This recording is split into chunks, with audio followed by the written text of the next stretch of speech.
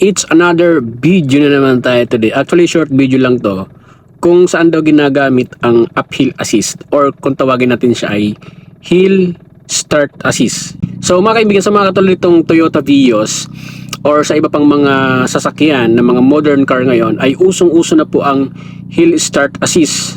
So ang gamit po niyan ay sa mga uphill talaga, lalong-lalo na sa mga naka-manual transmission para in case of mabibitin, so mayroon po yung mga 2 to 3 seconds para hindi po umurong o umatras ang sasakyan. So sa mga new driver, sa medyo mahihina pa yung paa sa clutch biting point or sa clutch pedal, kapag binitawan po natin yung brake pedal natin, hindi po yan basta-basta atras, nakatigil po yan. So may pagkakataon po tayo na maiangat natin ang clutch pedal natin until to the biting point at mayroon tayong pagkakataon na magdagdag ng acceleration.